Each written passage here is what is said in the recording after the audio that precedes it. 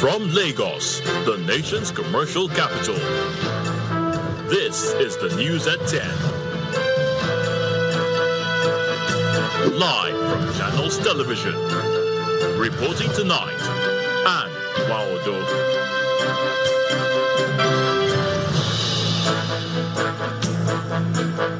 Hello and welcome. Tonight, President Bola Tinubu joins other world leaders to discuss issues of common interest as the African Front Summit kicks off in Nairobi, Kenya. Immediate past Minister of Power Adebayo Adelabu declares intention to contest the Yobe governorship election under the auspices of the All Progressives Congress. Minister of Education Tunji Alausa says the federal government is committed to implementing the dual mandate policy that allows colleges of education award both the NCE and the bachelor's degrees in education. And UK Prime Minister Keir Starmer to meet Health Secretary as calls for his resignation mounts.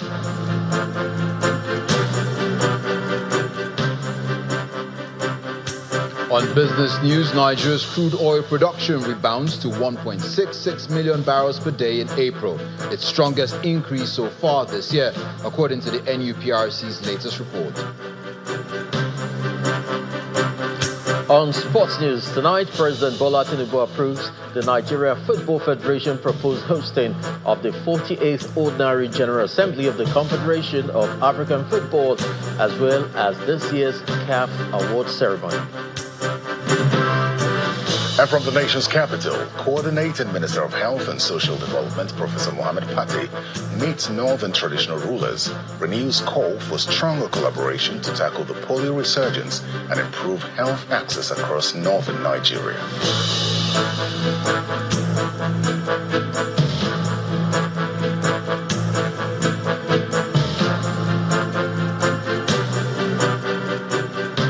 President Bola Tinubu joined other world leaders and African leaders actually for the opening ceremony of the Africa France Summit, also termed the Africa Forward Summit, taking place in Nairobi, Kenya. The president was welcomed to the venue by the president of Kenya, William Ruto. At that ceremony, President Ruto emphasized Africa's ability to shape its own economic destiny, highlighting reforms across the continent and calling for stronger intra-African collaboration. Our State House correspondent Larry Lassisi reports. The Kenyatta International Convention Center, Nairobi, Kenya, is a beehive of activities as African leaders converge for the Africa Forward Summit.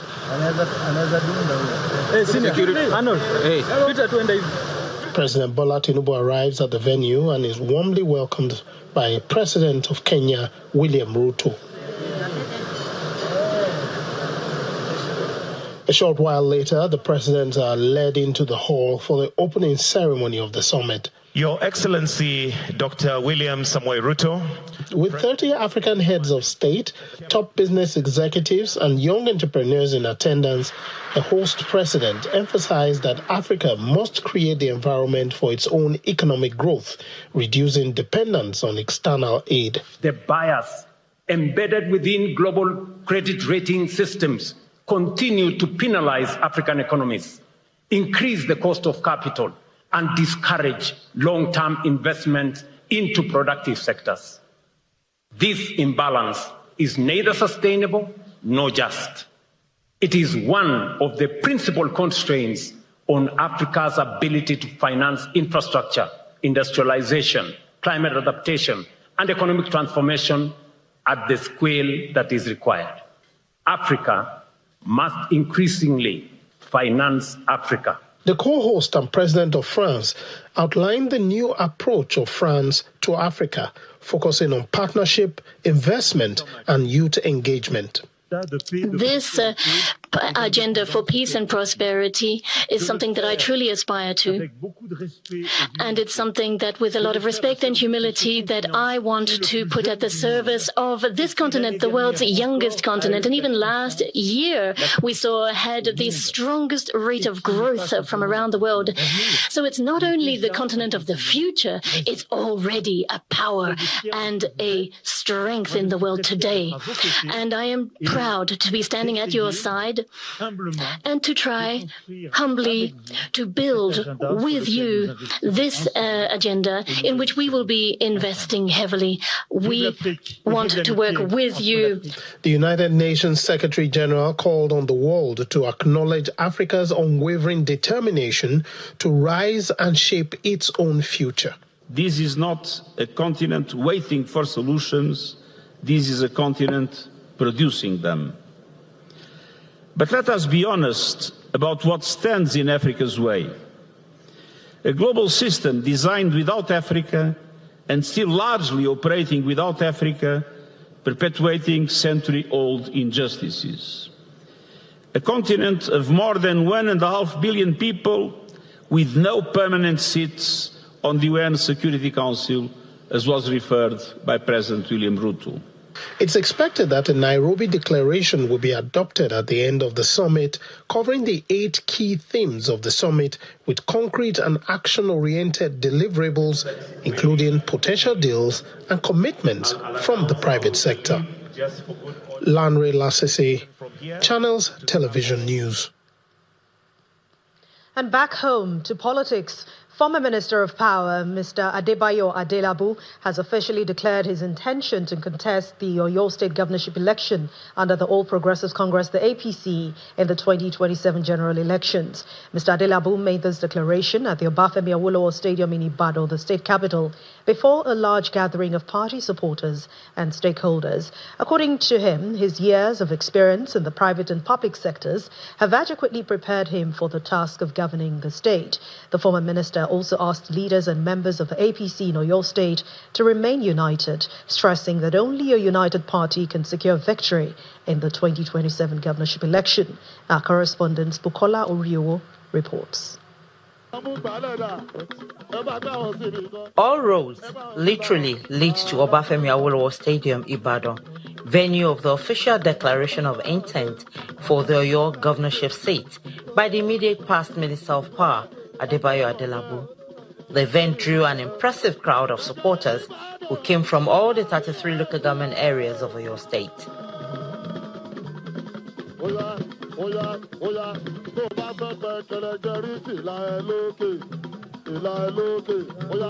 The scorching sun notwithstanding, Adelabu's supporters turned up, expressing their solidarity and trust in his ability to lead the party to victory and bring good governance to your state. APC! Progress! APC! In his declaration, the former minister notes that the 2019 Illusion Alliance that robbed him of victory was just a delay in destiny and has emboldened him to return for the same purpose, which is to contest for the #1 seat of your state. I offer myself not as a perfect man, but as a prepared leader. I have prepared for this job since 2016. May the Almighty Allah crown our efforts. Not merely as a politician, but as a servant, offering myself to serve you. Not merely as an aspirant, but as a committed progressive, determined to deliver results and revive the spirit of the progressives. Adelabu notes that his focus is on economic revival, shared prosperity through inclusive growth, job creation, as well as creating an environment where security would be driven by modern technology. He, however, underscores the need for unity among the APC fold. I have a message for the people of Oyo State. This election in 2027 is not merely about politics. It's about the future of our children. It's about jobs for our youths. It's about safer communities. It's about better schools. It's about stronger healthcare. It's about inclusive governance. It's about restoring dignity to every citizen.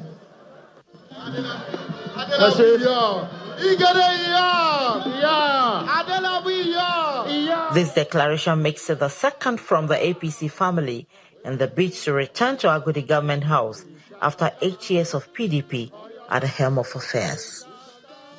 Bukola Oriowo, Channel Television News. Ahead of the May 30, 2026 date for primary elections, the All Progressives Congress in Yobe State has commenced the screening of aspirants seeking to contest for seats in the State House of Assembly across the 17 local government areas of the state. The exercise is being conducted in Damaturu by a 5-man screening committee headed by Barrister Bakurua Kaka, with 4 other members drawn from different states. These are aspirants of the All Progressives Congress, including incumbent lawmakers, arriving for the screening exercise as part of the party's preparations for the 2027 general elections. The aspirants are expected to undergo screening ahead of the party's primary elections, which may be conducted through direct primaries or consensus, subject to agreement by all the contestants. Chairman of the committee outlines the requirements expected from each aspirant. That you are not a ex-convict, you get it. So these are some of that you have attended a school, at least a living school certificate. So these are some of the criteria provided by the law. Then like you are being sponsored by a member by your party, then you have to purchase a nomination form and expression of interest forms. Once a candidate satisfies all these provisions under this various law, then he is qualified. The Deputy Speaker of the Yobe State Assembly, Yao Dachia, alongside aspirants, expressed satisfaction with the screening process and confidence in their emergence as party candidates for their respective constituencies. From the look of things, the process was going to be smooth. I was the first person to be screened here in Yobe, and I believe the other members will also have their own screening smoothly without any hitches. We are confident because we're going to give us this chance to screen us and allow us to go for the election. As the governor said, if we cannot come into consensus, that's what is needed. But if it's not possible, we are allowed to go for the primaries. And it's basically what the party needs to know about any candidate that is aspiring for the office. It's a game of numbers, and everybody has the confidence of attending to his people. So what we are here all to be screened all together with them, and what we hope is everybody should have the mandate. The Yobe APC had earlier indicated its preference for a consensus arrangement in producing candidates at all levels. However, it remains unclear whether all aspirants will agree to the arrangement. Some members of the People's Democratic Party are faulting the interpretations of the certified true copy of the Supreme Court's judgment on the leadership crisis in the party, insisting that the judgment of the Apex Court already settled the leadership tussle in the PDP. Speaking under the auspices of the PDP survival movement in Abuja, the group appealed to party members to jettison any desire to act against the decision of the Apex Court, which they say recognized the Abdurrahman Mohammed-led PDP National Working Committee. The PDP survival movement has found it necessary to address the nation today because of the growing wave of misinformation, half-truth, and politically motivated distortions being circulated against the leadership structure of our great party. We cannot fold our arms while deliberate falsehood are dressed up as legal facts. People's Democratic Party survival movement has carefully reviewed the certified true copies of the proceedings from the Federal High Court, the Court of Appeal, and the Supreme Court. The facts are straightforward. Senator Samuel Anyanwu was not a party to the specific cross-appeal being referenced by those pushing this propaganda. His name did not appear in the matter now being mischievously interpreted to mislead party members. Our position today is simple. Facts must prevail over propaganda. Constitutional order must prevail over political manipulations, and the rule of law must remain superior to factional interest. In part two, after the break, Minister of Education Tunji Alausa says the federal government is committed to implementing the dual mandate policy that allows colleges of education award both the NCE and the bachelor's degrees in education. Please join us again.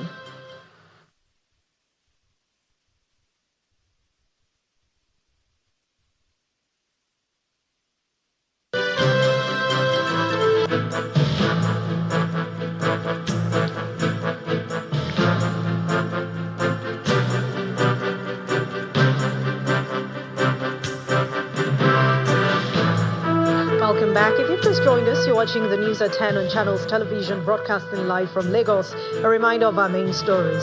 President Bola Tinubu joins other world leaders to discuss issues of common interest as the African-France Summit kicks off in Nairobi, Kenya. Immediate past Minister of Power Adebayo Adelabu declares intention to contest the Oyo governorship election under the auspices of the All Progressives Congress. The Minister of Education, Tunji Alausa, says the federal government is committed to implementing the dual mandate policy that allows colleges of education award both the NCE and the bachelor's degrees in education. And UK Prime Minister Keir Starmer to meet Health Secretary as calls for his resignation mounts.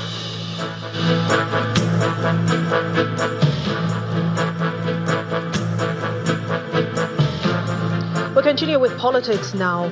From the courts this time, the National Forum of the Former Legislators has resisted attempts by the Action People's Party and other political parties to hold proceedings in the suit seeking the deregistration over alleged failure to meet constitutional requirements for continued existence. At the resumed hearing, counsel to the APP, Peter Abang, asked the court to stay proceedings, arguing that the party had already approached the Court of Appeal to challenge an earlier ruling permitting an amendment to the plaintiff's processes.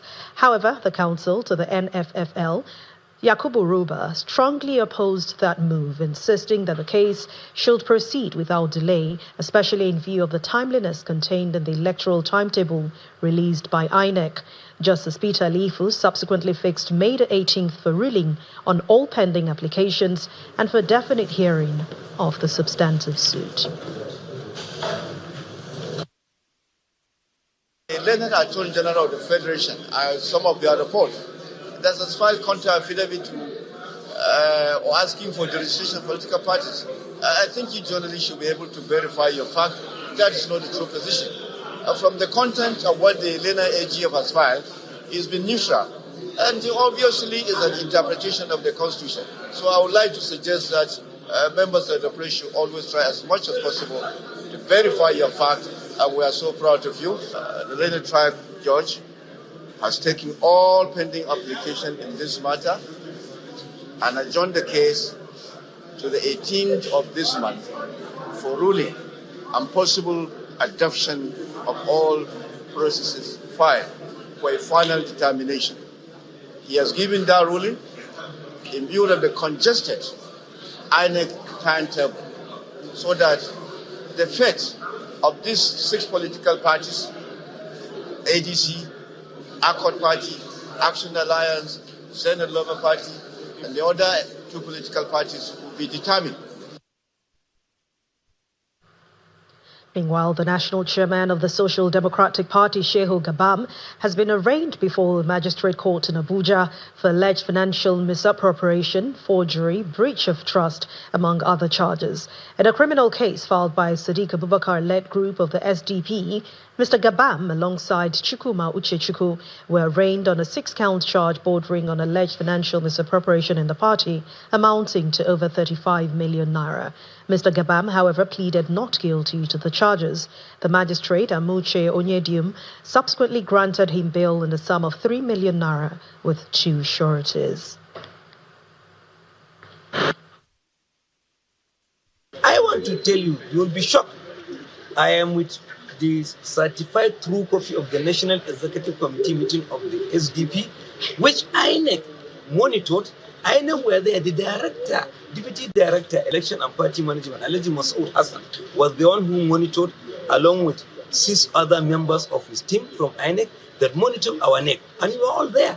The NEC was conducted at the Newton Park Hotel and Resort successfully from morning to evening, and we presented our report. INEC did their report. In fact, even the INEC report, certified true copy of the INEC report is with us. The national chairman of the party appeared before the court today and took his plea. He was arraigned, and then we moved an application for bail. Bail was granted to him, and the court ordered that he has to provide 2 shorties who have a verifiable address and a means of identification in Nigeria.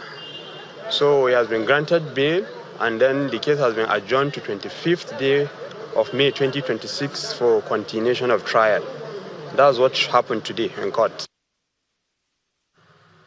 The lawmaker representing Yagba Federal Constituency of Kogi State in the National Assembly, Honorable Leke Abejide, has been explaining his decision to return to the House of Representatives as he pledges to do more grassroots reforms in his constituency. The lawmaker disclosed this during his visit to the Egbe Central Palace of Yagba West local government area of Kogi State.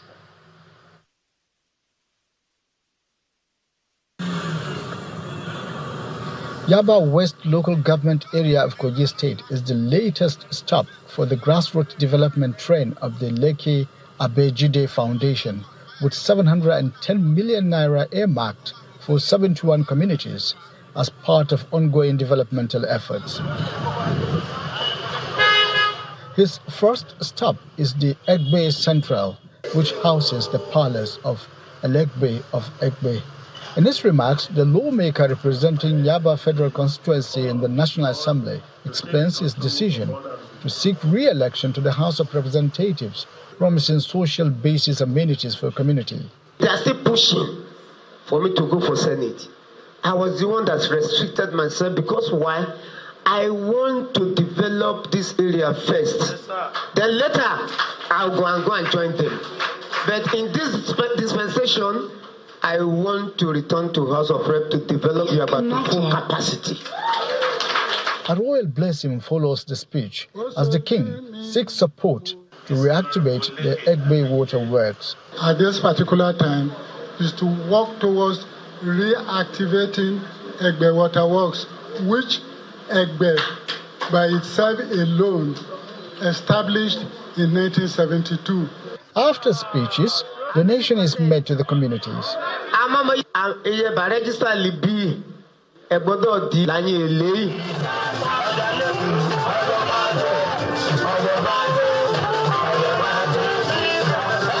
At the Okuta Dudu Comprehensive High School field, over 6 communities were present to meet the lawmaker as issues requiring the lawmaker's attention is heightened. He has done so many things before he became a politician.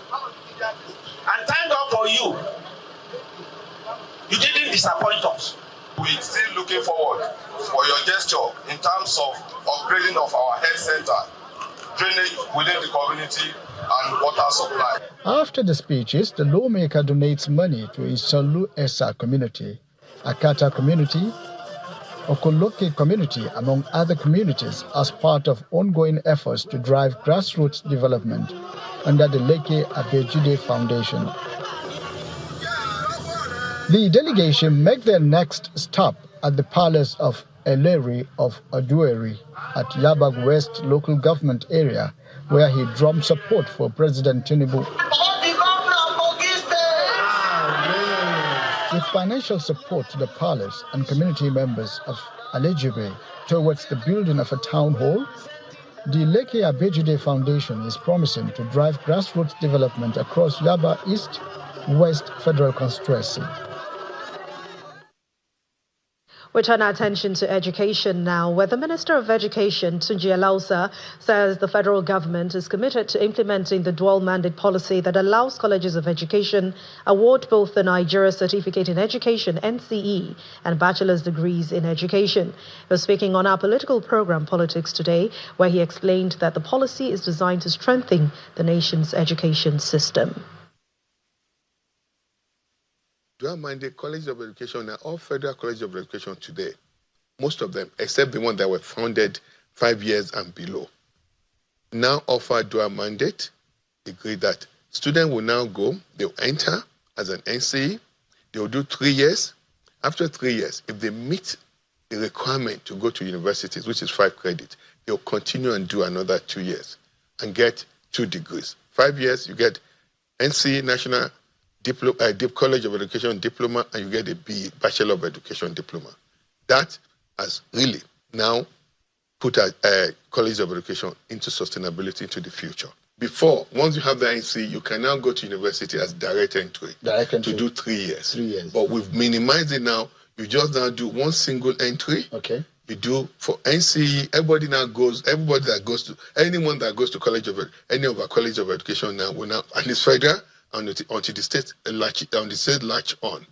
You go 3 years NCE. Mm-hmm. By the time you're finishing, if you meet the O-level requirement to go to university, which is 5 credits, that will include English.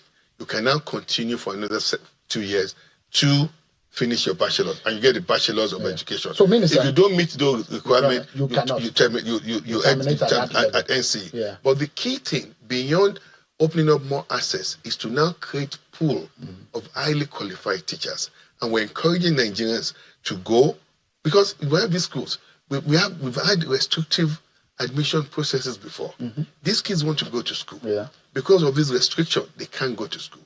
Now you have to do JAM. But for this now, that you don't have to do JAM, you just apply to, you don't have to do GTME, you just apply so that you can have a matriculation number, so that once you get that done, you can progress along in with your career system.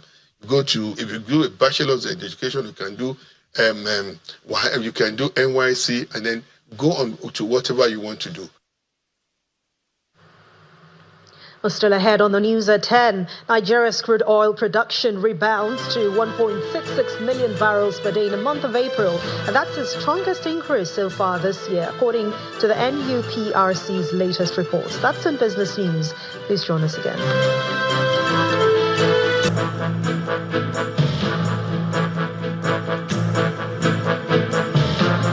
Welcome back. You're still watching the news at 10 on Channels Television. We head over to the nation's capital, Abuja, now, where Terry Ikume is standing by to bring us more on the news at 10. Over to you, Terry. Well, thank you very much, Anne. Let's go to the health sector now, where the Coordinating Minister of Health and Social Welfare, Professor Mohammed Ali Pate, says the federal government remains committed to strengthening primary health care delivery as the foundation for achieving universal health coverage in Nigeria. Speaking during the Northern Traditional Leaders Committee on Primary Healthcare Delivery First Quarter 2026 review meeting in Abuja, the minister praised the Sultan of Sokoto and traditional rulers across the country for their continued support in advancing public health interventions. Our correspondent Victoria Longjohn reports.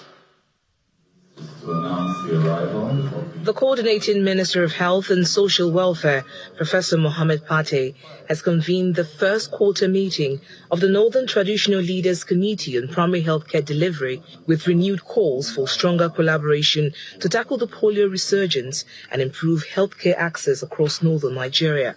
Remain the most respected and trusted. Delivering his remarks, Professor Pate recognized the critical role of traditional institutions in building trust and improving healthcare outcomes. Traditional religious leaders remain the most respected and trusted voices. Your advocacy has helped dispel harmful myths, increase vaccine acceptance, resolve issues of non-compliance, promote healthier practices, and are mobilizing families to seek timely health services. So at this critical juncture, when we're trying to end polio, we must continue to deepen that collaboration with you. Speaking at the event, the Executive Director of the National Primary Healthcare Development Agency gave assurances that routine immunization coverage will be expanded and access improved in rural communities, while the representative of the Northern Traditional Leadership Council pledged continued collaboration. We, on our part, as NPHD, remain committed to working with you and all stakeholders to ensure that no community is left behind in accessing primary healthcare services in line with President Bola Ahmed Tinubu's renewed hope agenda for the health sector under the leadership of my boss, Coordinating Minister for Health. Primary health care remain the foundation of of an effective and equitable healthcare system. It is the first point of contact for millions of our people, especially women, children, and vulnerable population in our rural communities. With concerns over the resurgence of preventable diseases, stakeholders at this meeting say sustained collaboration between government, development partners and traditional institutions remains vital to strengthening primary healthcare delivery and safeguarding the health of millions of Nigerians. From Abuja, Victoria Longchan, Channels Television News. The Bauchi State Government, in collaboration with UNICEF, has commenced the construction, renovation and upgrade of 24 climate-resilient facilities across the state. At the flag-off ceremony of the Climate-Resilient Infrastructure for Basic Services CRIBS Project 2 in Bauchi, Governor Bala Mohammed expressed concern over the devastating impact of climate change on children and vulnerable communities. Our correspondent Hajara Aliyu reports. This ceremony marks the official launch of the Climate Resilience Infrastructure for Basic Services CRIBS Project 2 in Bauchi State, a UK Foreign Commonwealth and Development Office-funded initiative in Nigeria. Under the project, UNICEF and the Bauchi State Government will renovate and upgrade 15 primary healthcare centers and 9 primary schools across 5 local government areas during the pilot phase. That our children can stay According to safe. UNICEF, the devastating effects of climate change require urgent action, including the provision of climate-resilient facilities to protect children and vulnerable communities. CRIBS is a dream for us, that all our health facilities, all our schools have wash, sanitation and structured in a way, they are built in a way that our children can stay safe. Our mothers can give birth to the children in a safe environment. Our newborns are safe in any space of climate change. The change is coming and we need to be prepared. As part of the program, project sites were handed over to contractors with agreements formally signed. Representing Governor Bala Mohammed, the Deputy Governor of Bauchi State, Awal Jato, expressed concern over how climate change continues to disrupt education and worsen climate-related illnesses, reaffirming the state government's commitment to the successful implementation of the project. The renovation and upgrading of these facilities will go a long way in not just providing a conducive atmosphere for our children to learn and for our healthcare workers to provide quality health services, but will mitigate the negative impact of climate change. I also wish to reiterate my commitment to fulfilling all government obligations and payment of counterparts. As the event ends, UNICEF stressed the need for the government to ensure strict monitoring of the project to guarantee successful execution. Hajara Aliyu, Channels Television News. As a result of the rise in cases of heat wave, drought and flooding witnessed in Kano and most parts of northern Nigeria, the Climate Resilient Action Group has embarked on a sensitization tour to remote communities in the state to build resilience against climate change amongst the populace. The UK UNICEF-sponsored group comprising researchers and medical practitioners visited a primary healthcare center and school in Sumaila local government area of Kano State to create awareness on the effect of heat wave and on pregnant women and how to mitigate the effect of climate change through tree planting. Our correspondent Abubakar Salihu reports. Seated here to listen to the awareness lecture on the dangers of heat wave on pregnant women are staff of a primary health care center in Sumaila local government area of Kano State.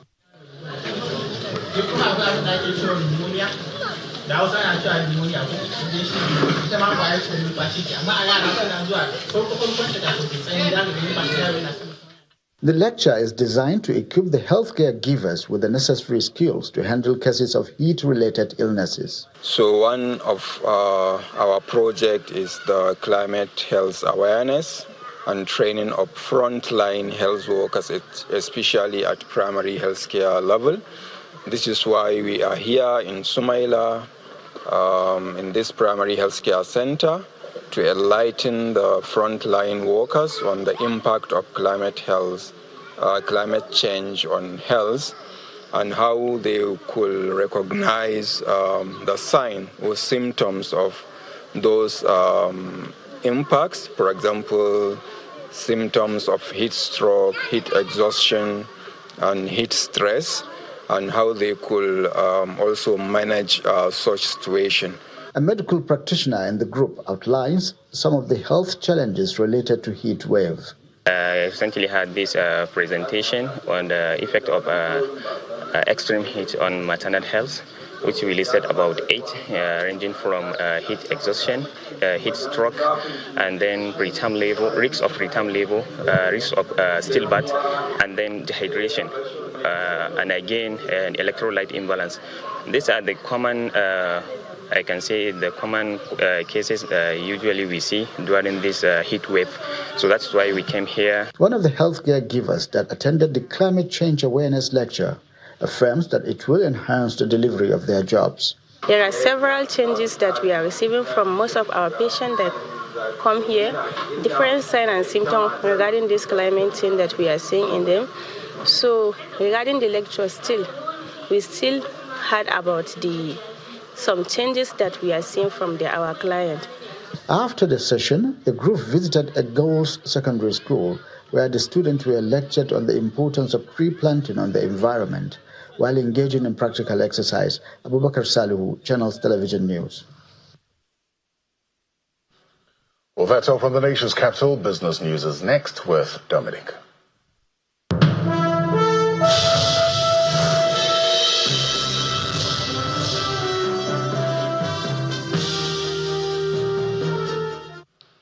Thank you, Terry. And on business news, Nigeria recorded a combined daily average output of 1.663 million barrels per day of crude oil and condensates last month.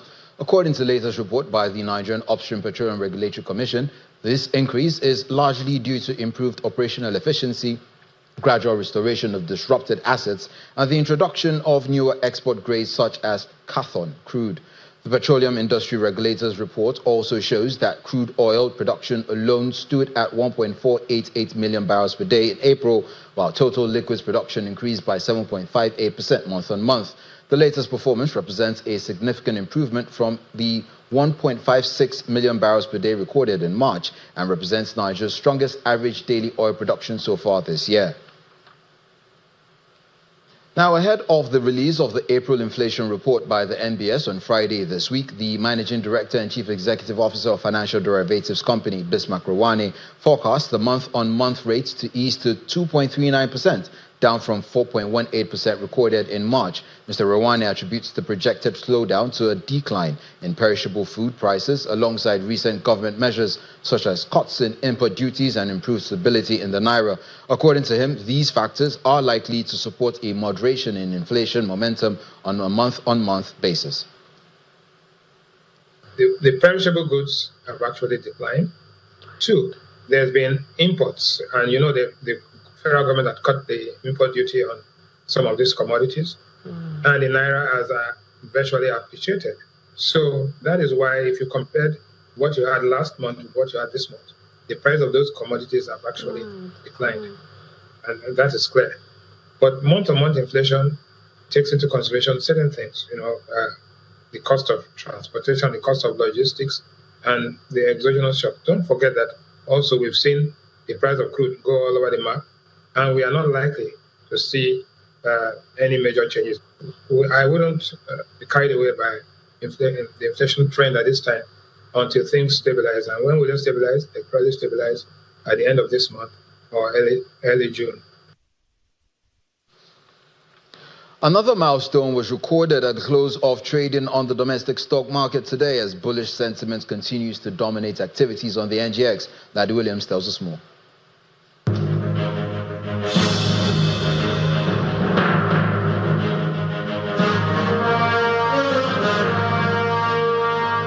Hello and welcome to the Stock Market Report. Well, it's another day, another high as the bulls push the NGX all-share index higher above the 250,000 level by as much as 2,000 points 0.77% higher. Then we see the market cap, 161 trillion. We just keep going higher, new territories, at this point. Now we look at the sectors that we track now. Most of the consumer goods names that were up today, the likes of PZ, Unilever, Dangote Sugar, and others, bumping up this counter 1.71%. Then for oil and gas, a big 3.4% rise, with the likes of Aradol, rising today. Then the banking stocks again, still getting a breather this week. So today we had 44 stocks gaining with 31 decliners. It's still a bull's game.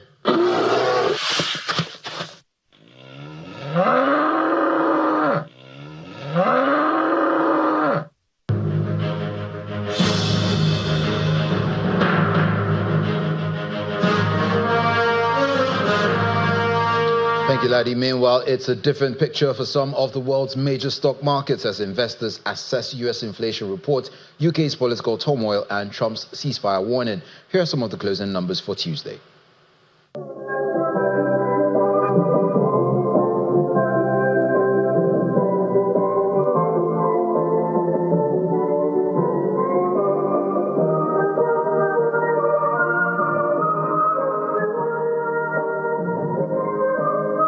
That's it on Business News. Back to Anne for the rest of the news at 10.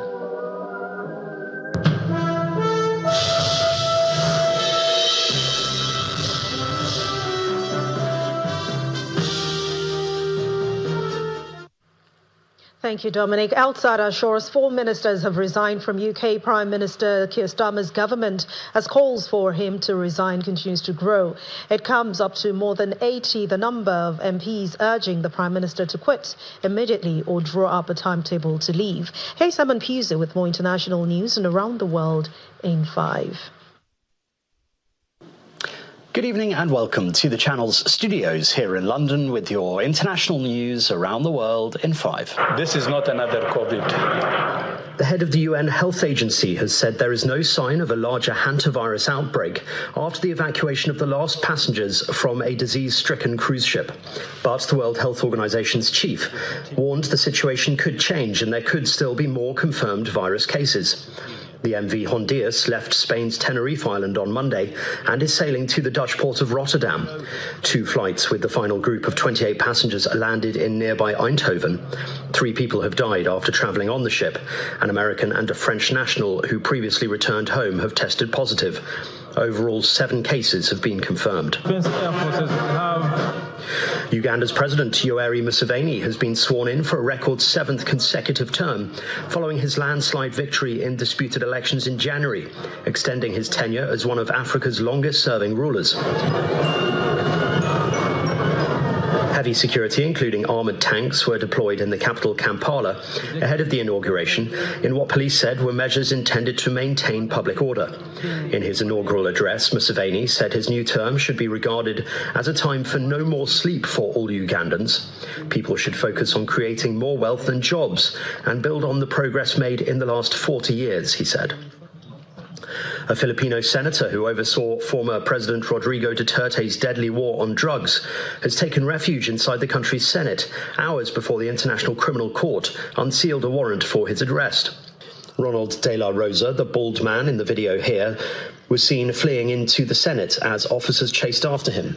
He narrowly escaped and was placed under protective custody. Police later said they would not arrest him while he was in the custody of the Senate.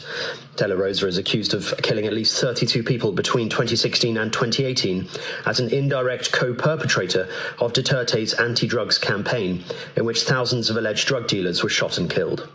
Go to our dumping sites. French President Emmanuel Macron interrupted a speaker on stage at the Africa Forward Summit in Nairobi to ask the audience to remain quiet. Macron urged those holding side discussions to continue them outside or in bilateral meeting rooms. Excuse me, everybody.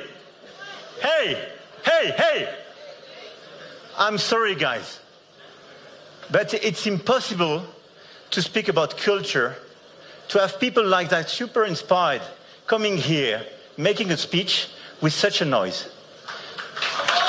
The French leader is in Kenya for the Africa Forward Summit. which has brought together more than 30 African leaders, business executives and young entrepreneurs, as France seeks to strengthen economic and political ties across the continent. Kenya's President William Ruto, who is co-hosting the two-day summit, shared his sentiments, adding that Africa must help shape the emerging global order rather than remaining on its margins. The Mexican government has cancelled plans to end the school year more than a month early to ease traffic during the FIFA World Cup and an anticipated heat wave. Mexico is due to co-host the football tournament with the United States and Canada from the 11th of June to the 19th of July. The reversal comes after an outcry by parents who warned that it would disrupt their children's studies. Many families also said they had been thrown into a tailspin trying to arrange for weeks of childcare to cover the early finish. After the U-turn, classes will now finish on the 15th of July. Online marketplace eBay has rejected a $55.5 billion takeover offer from video game retailer GameStop, calling it unsolicited and neither credible nor attractive. Analysts had expected the offer to be rejected as GameStop is much smaller than eBay, which said there was uncertainty over how the deal would be financed. Although eBay has suffered in recent years due to more competition from online sellers like Amazon, Etsy and Temu, it insisted its turnaround plan was working. And Donald Campbell's restored Bluebird craft has been fired up on Coniston Water for the first time since the Daredevil pilot's fatal crash on the lake almost 60 years ago. He had been attempting to push his world speed record past 300 miles per hour when the jet engine hydroplane called K7 somersaulted, killing him instantly. Its mangled wreckage was recovered in 2001, with the craft handed to Coniston's Ruskin Museum 2 years ago. Campbell's daughter Gina said she was blown away to see it running on the lake once more. I'm speechless, and that's something for me to be speechless, to see her out on the water again here at Coniston. The effort and the energy that has gone into this by the Ruskin Museum, I just can't thank everybody enough. And that's your international news around the world in 5. Now back to the channel's studios in Lagos.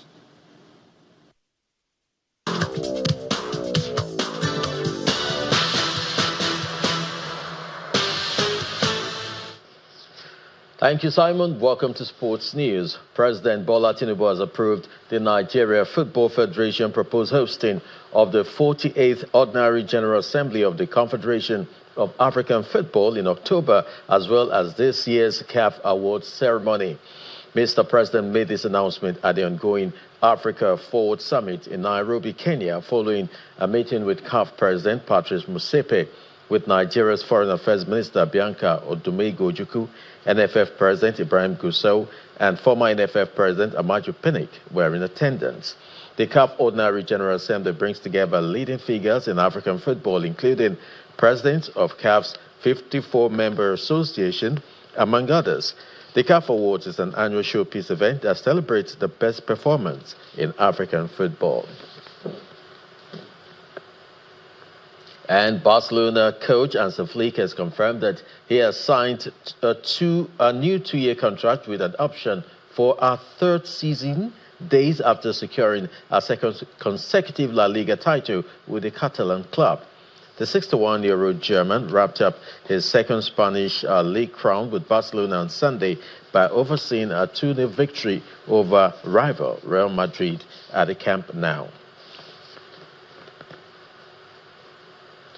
And Pep Guardiola says the pressure on Man City's title challenge has not changed as they enter the final 12 days of the Premier League. City are 5 points off the top of the table with a game in hand ahead of a clash with Crystal Palace at the Etihad Stadium on Wednesday night. Needing a win to maintain the challenge on leaders Arsenal, Guardiola says nothing has changed with 3 matches of the Premier League campaign remaining. And Yannick Sinner charged towards our first Italian Open title continued earlier today after the world #1 calmly dispatched countryman Andrea Pellegrino 6-2, 6-3. As expected, top seed Sinner outclassed qualifier Pellegrino on center court in a match which was in truth never much of a contest. The 24-year-old Sinner has now won 31 straight matches in Masters 1000 events to equal Novak Djokovic's record run.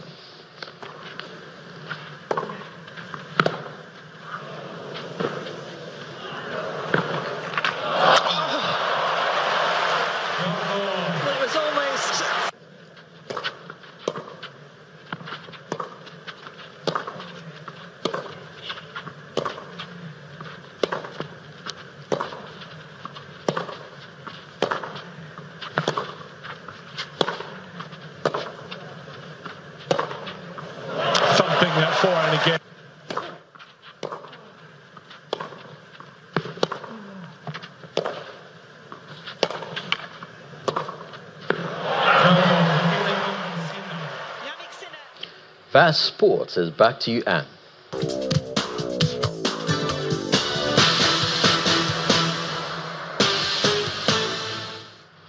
Thank you, Chris. And the main news again. President Bola Tinubu today joined other world leaders to discuss issues of common interest as the African France Summit kicks off in Nairobi, Kenya. Immediate past Minister of Power Adebayo Adelabu has declared his intention to contest the Oyo State governorship election under the auspices of the All Progressives Congress. And that's the news at 10 tonight. Thank you so much for watching. I'm Anne Nwawade. Good night and have a wonderful night rest.